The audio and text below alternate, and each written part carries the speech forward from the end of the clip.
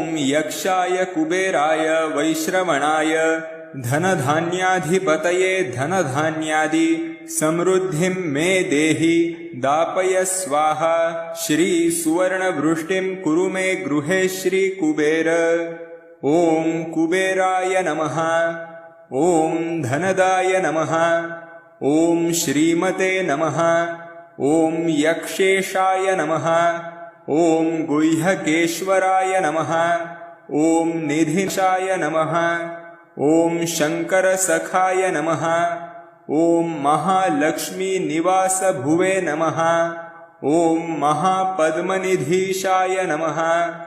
ॐ पूर्णाय नमः। ॐ पद्मनिधीश्वराय नमः। ॐ शङ्खाख्यनिधिनाथाय नमः। ॐ मकराख्यनिधिप्रियाय नमः। ॐ सुकच्छपाख्यनिधिशाय नमः। ॐ मुकुन्दनिधिनायकाय नमः। ॐ कुन्दाख्यनिधिनाथाय नमः। ॐ नीलनित्याधिपाय नमः। ॐ महते नमः। ॐ वरनिधिदीपाय नमः। ॐ पूज्याय नमः। ॐ लक्ष्मीसाम्राज्यदायकाय नमः। ॐ इलपिलापत्याय नमः। ॐ कोशाधीशाय नमः। ॐ कुलोचिताय नमः। ॐ अश्वारूढाय नमः। ॐ विश्ववन्द्याय नमः। ॐ विशेषज्ञाय नमः। ॐ विशारदाय नमः।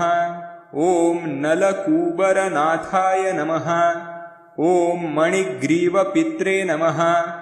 ॐ गूढमन्त्राय नमः। ॐ वैश्रवणाय नमः। ॐ चित्रलेखामनःप्रियाय नमः। ॐ एकपिनाकाय नमः। ॐ अलकाधीशाय नमः। ॐ पौलस्त्याय नमः। ॐ नरवाहनाय नमः। ॐ कैलासशैलनिलयाय नमः।